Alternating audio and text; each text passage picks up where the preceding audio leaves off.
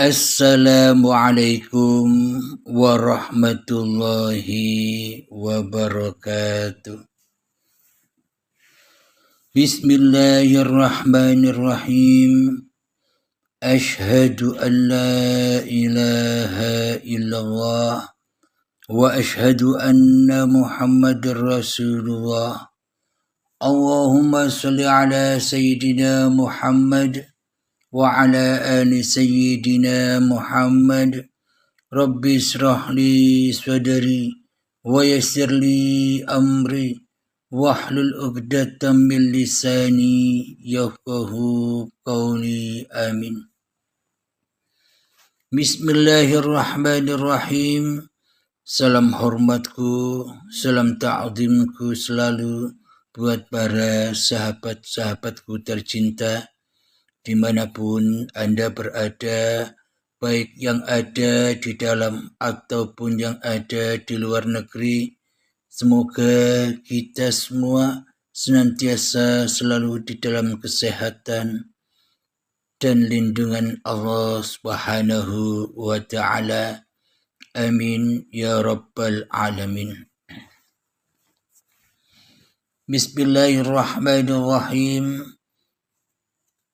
Di subuh yang indah ini, marilah kita mengkaji diri kita agar kita bisa sampai, agar kita bisa mengenali siapa yang ada pada diri kita ini. Alhamdulillahirabbil alamin. Jadi kajian saat ini, kali ini tentang hadas besar. Jadi menurut babagan syariat, hadas besar itu ya mandi besar. Mandi untuk menghilangkan najis-najisnya badan. Itu di sisi manusia yang serba manusianya. Jadi dengan membuang atau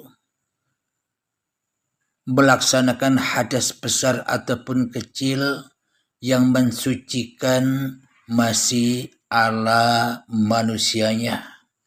Jadi beragama dan bertuhan serta bersyariat masih ala manusianya.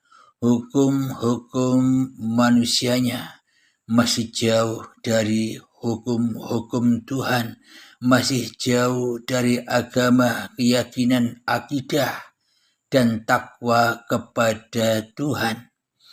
Karena ketika diri manusianya masih lebih wujud daripada wujudnya Allah, ketika diri manusianya masih merasa paling hidup daripada hidupnya Allah, ketika diri manusia masih merasa berkuasa dari kuasanya Allah, maka selamanya manusia hanyalah mensuci-sucikan dirinya sendiri.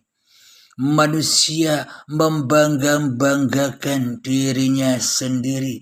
Manusia mengeluh-eluhkan dirinya sendiri karena manusianya tidak bertuhan di dalam hatinya kecuali bertuhankan dirinya sendiri selama ini, termasuk saya juga.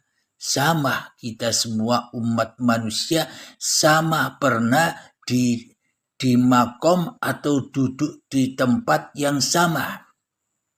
Sesuai Al-Qur'annya, kullu nafsin dha'iqatul maut. Setiap yang bernyawa pasti akan terkena kematian. Makna setiap yang bernyawa pasti terkena kematian itu maknanya pasti manusia terkena dosa-dosa besar. Manusia terkena hadas-hadas besar. Apa kematian itu? Apa hadas besar itu? Yakni kematian dan hadas besar itu adalah ketika hati manusia sama-sama ingkar kepada Tuhannya, sama-sama mensekutukan Tuhannya, sama-sama jauh dari Tuhannya, sama-sama hanyalah bertakwa, sama-sama hanyalah beriman, mengesahkan, mentauhidkan hawa nafsunya sendiri di dalam hatinya. Itulah yang dimaksud Allah sebuah kematian jiwa. Itulah yang dimaksud Allah hadas yang besar yang wajib disucikan. Jadi percumalah kita beriman dan berakidah. Jadi percumalah kita beragama dan bertuhan selagi kita masih menyandang hadas besar. Selama kita masih menyandang dosa-dosa besar.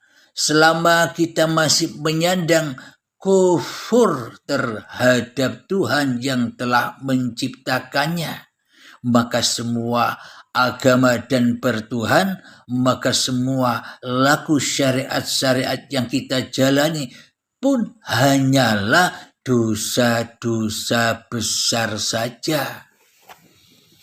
Kenapa kok dikatakan dosa besar? Karena kita belum bersuci dari hadas besar. Karena kita belum bertaubat dari dosa yang amat besar, yakni mensekutukan Allah di dalam hati kita dengan diri kita sendiri. Allah disekutukan dengan makhluknya. Allah disekutukan dengan ciptaannya. Allah disekutukan dengan barang-barang yang dibuatnya sendiri. Coba kita hayati, coba kita pikirkan. Contoh, selama ini kita manusia membuat segala sesuatu selama ini.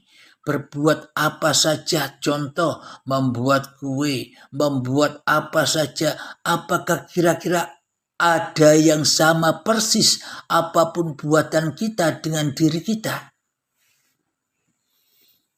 Contoh ketika kita membuat kue, apakah kue itu persis dengan kita?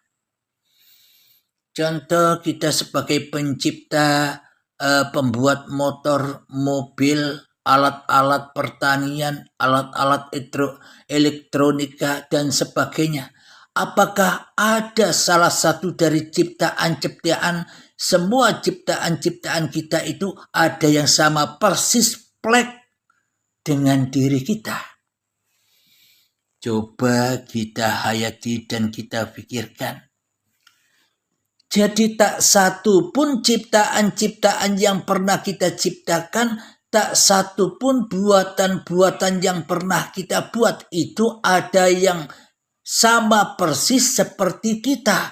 Tak satu pun ada di dunia ini. Kenapa? Karena ciptaan, karena buatan itu adalah buatan makhluk, maka tak akan sama persis. Tak akan pernah bisa sama dengan yang membuatnya. Sama halnya Sang Pencipta.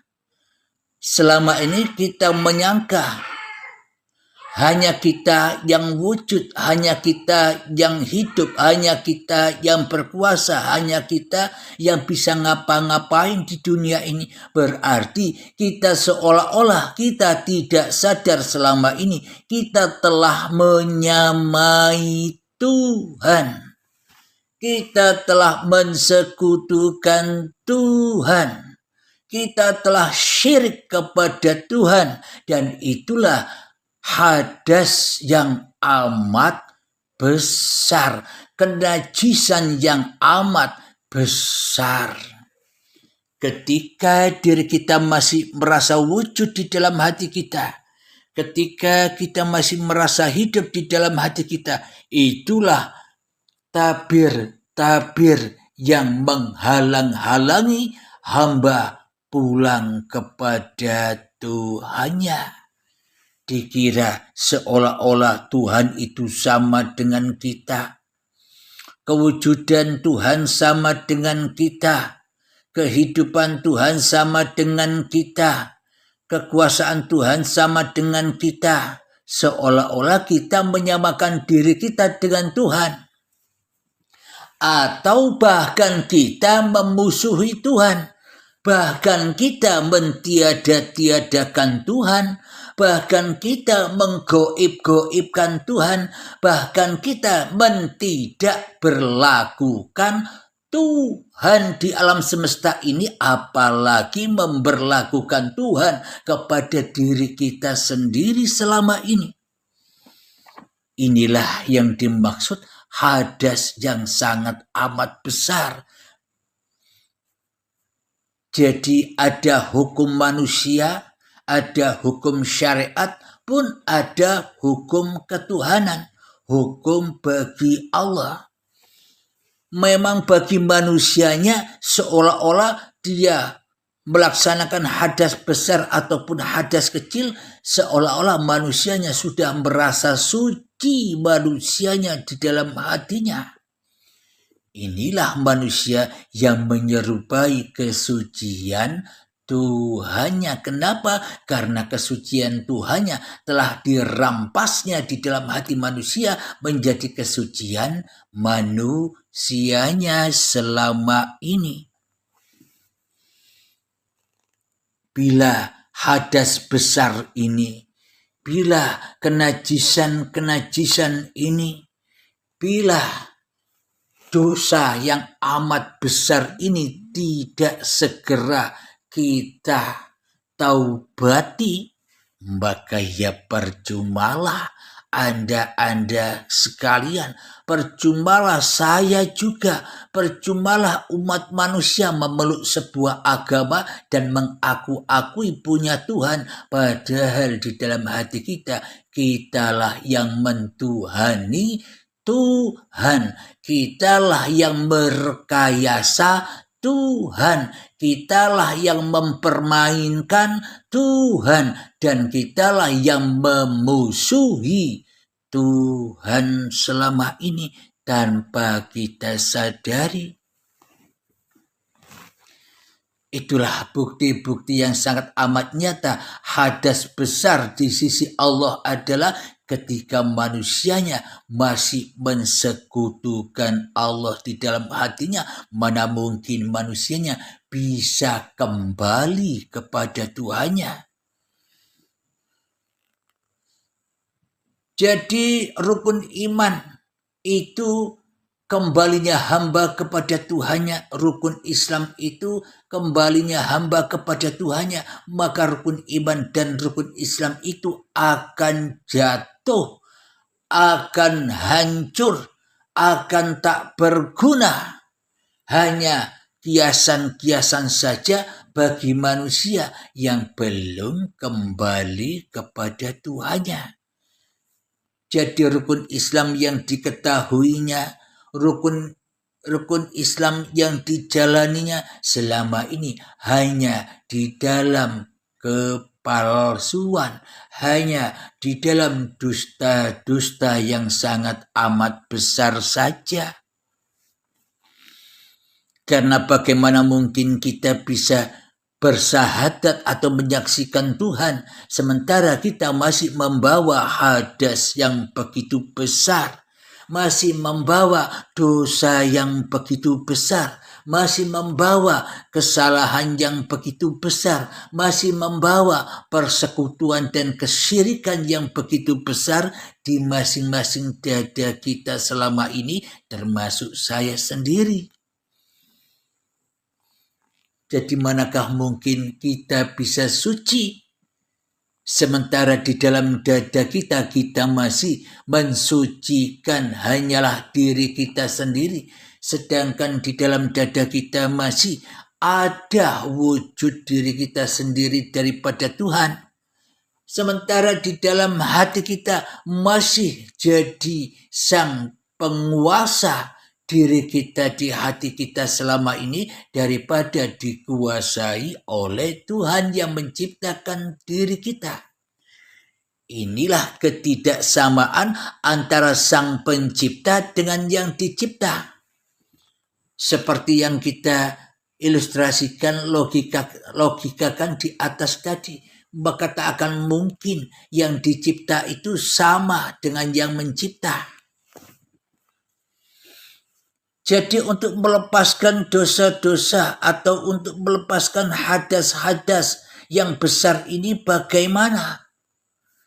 Jadi bila tidak digurukan, mencari guru pembimbing, maka selamanya kita akan dimursidi, kita akan dinasehati, kita akan selalu disesatkan oleh iblis dan setan bila kita belajar sendiri, bila kita hanya menyimak di YouTube saja, tanpa datang kepada guru yang bisa menyampaikan, yang bisa menuntun sampai selesai, sampai lulus di dalam baiat, bimbingan baiat. Jadi selama ini kita seolah-olah aku kan sudah kenal Allah, hidupku ini kan Allah, aku di baiat Allah. Bila Anda pengertiannya begitu, silahkan. Jadi apa bedanya? Sama seperti waktu iblis setan disuruh sujud kepada Adam, tapi tak mau merasa lebih mulia daripada Adam.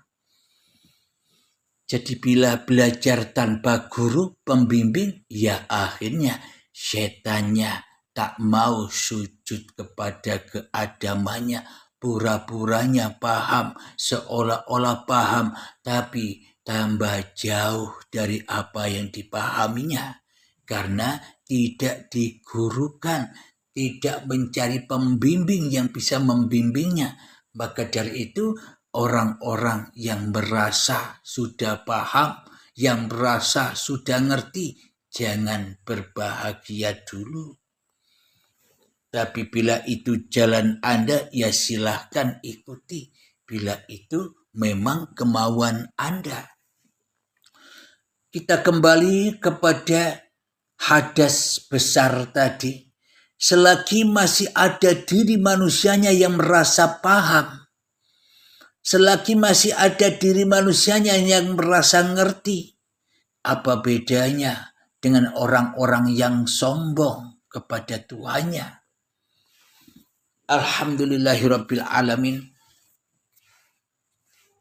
Coba kita buka surat An-Nisa ayat yang ke-48. Bismillahirrahmanirrahim.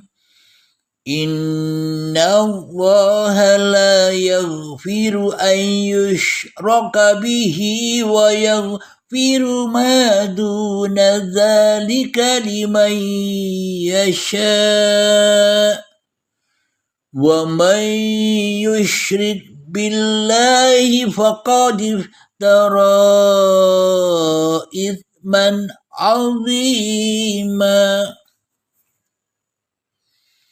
Yang artinya sesungguhnya Allah tidak akan mengampuni dosa karena mempersekutukannya, yakni syirik. Dan Dia mengampuni apapun dosa yang selain syirik itu bagi siapa yang Dia kehendaki. Barang siapa mempersekutukan Allah, maka sungguh dia telah berbuat dosa yang besar.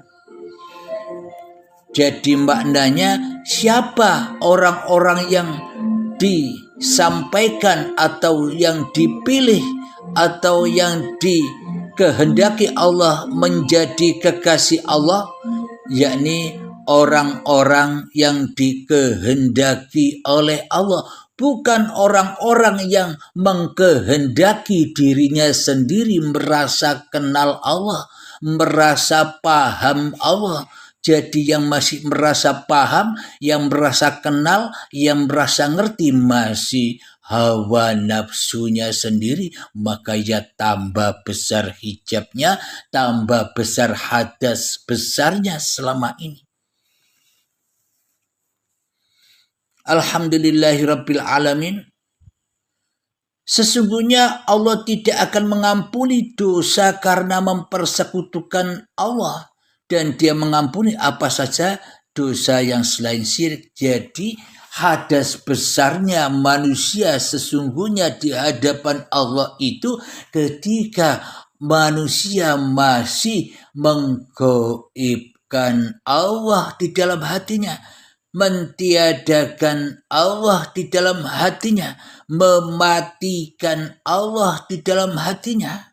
Itulah hadas besarnya manusia. Itulah dosa-dosa besarnya manusia ketika dirinya masih merasa jadi Tuhan, masih merasa paling hidup, masih merasa paling kuasa, masih merasa paling ada daripada adanya Allah di dalam hatinya. Jadi itulah hadas besar atau dosa-dosa besar yang harus kita kikis sedikit demi sedikit, yakni saran jangan belajar sendiri. Kalau belajar sendiri akhirnya ilmunya tidak bermanfaat. Ibarat Anda waktu SD, SMP, SMA, kuliah enggan masuk sekolah formal karena biayanya besar. Akhirnya Anda beli buku-buku sendiri setara dengan SD, beli buku sendiri setara dengan SMP, beli buku sendiri setara dengan SMA, beli buku sendiri setara dengan kuliah. Anda baca-baca sendiri tanpa guru, Anda belajar sendiri tanpa guru. Kira-kira sampai kapanpun apakah Anda bisa lulus? Ya tidak punya ijazah, SD-nya tidak punya ijazah, SMP-nya tidak punya ijazah, SMU-nya tidak punya ijazah, kuliahnya tidak punya ijazah. Kenapa? Karena kita tidak berguru langsung. Di dalam sekolah formal itu kita hanya berguru kepada hawa nafsu kita sendiri, ya akhirnya tersesat tambah jauh dari apa yang dituju. Itu babakan syariat, apalagi babakan hati, apalagi babakan jiwa, apalagi babakan nyawa, apalagi babakan hidup, apalagi babakan roh. Jadi carilah guru di sekitar Anda yang bisa menyampaikan Anda, yang bisa menerbangkan Anda kepada Tuhan Anda. Jadi jangan sampai belajar sendiri, akhirnya jadi sombong dan sok mengerti, akhirnya tidak bermanfaat, dan akhirnya suka debat-debatan, wai ora gelem ngalah. Alhamdulillahirabbil alamin. Itulah hadas besar itu, yakni hadas besar itu adalah dosa-dosa besar. Jadi untuk kita melaksanakan syariat, sholat, puasa, zakat, haji, ya kita harus bebas dari hadas besar dan hadas kecil.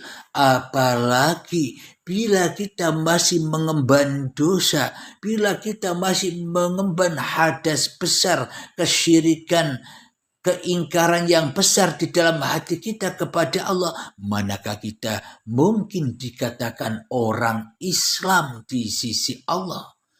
Manakah mungkin kita dikatakan orang yang bertuhan di sisi Allah? Bertuhan saja tidak, berislam saja tidak di sisi Allah, apalagi bisa sholat, apalagi bisa zakat, apalagi bisa puasa, apalagi bisa haji. Semuanya hanyalah tipuan-tipuan iblis dan setan belaka.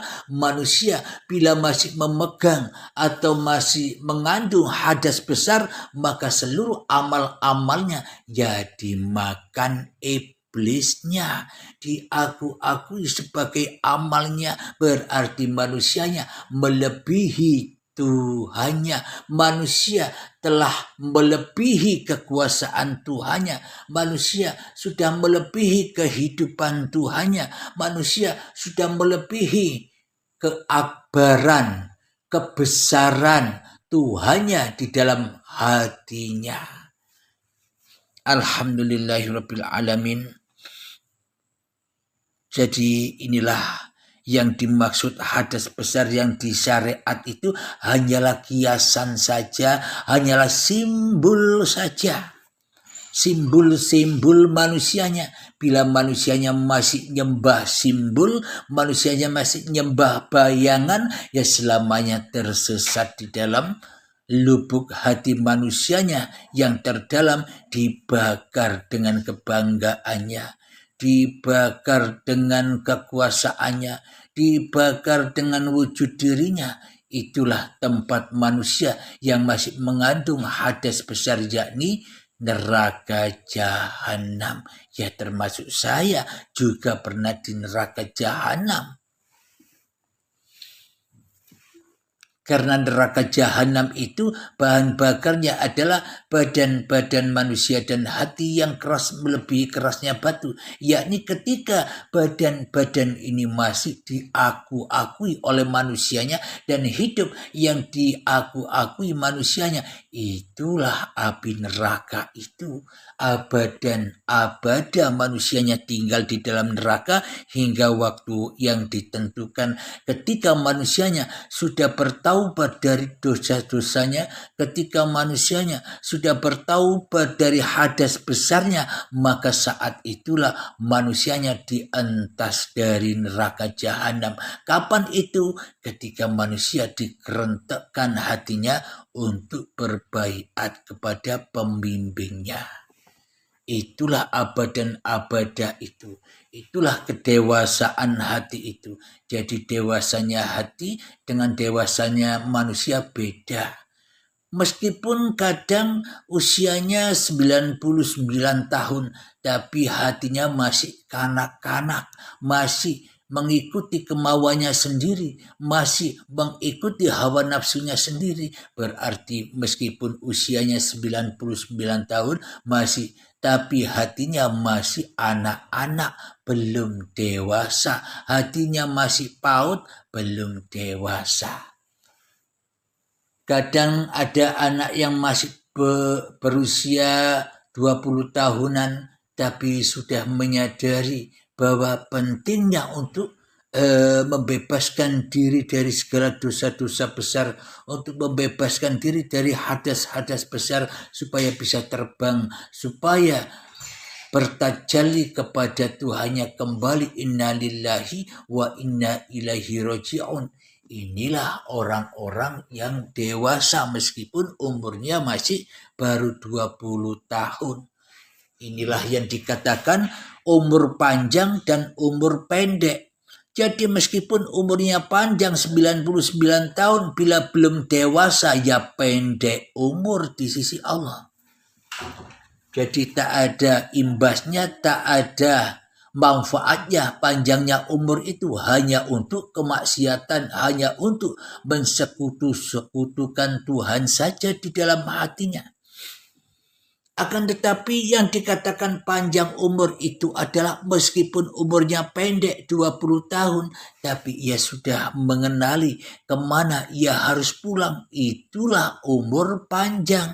Kenal dengan hidup yang bakok daripada mengenali hidup yang fana. Itulah untuk melepaskan dosa-dosa yang besar ini, untuk melepaskan hadas-hadas yang besar ini, maka wajiblah kita mencari sampai mendapatkan, sampai memahami untuk melepaskan hadas-hadas besar ini, dosa-dosa besar ini.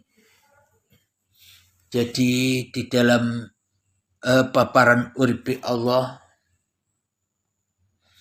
di dalam paparan uripi Allah ini, sedalam apapun pemahamannya, jangan tersilau, jangan tertipu. Ini semua juga masih kulitnya saja. Masih kulitnya, masih syariatnya. Anda harus mencari isinya, harus mencari ma'rifatnya. Apa yang terkandung di dalam paparan uripi Allah ini. Jangan berhenti di kepahaman saja. Lanjutkan mencari guru-guru pembimbing agar bisa melepaskan kulit-kulit ini, agar tahu mutiara-mutiara yang indah yang terdapat di dalam seluruh ayat-ayatnya Allah ini. Alhamdulillahirabbil alamin. Semoga saya khususnya dan semoga kita semua senantiasa diberi petunjuk-petunjuk dari Allah Subhanahu wa taala. Amin ya rabbal alamin.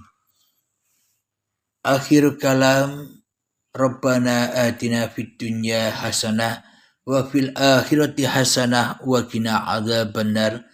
Wa sallallahu ala sayyidina Muhammad wa ala alihi wa sahbihi wasallam. Walhamdulillahi rabbil alamin. Assalamualaikum warahmatullahi wabarakatuh.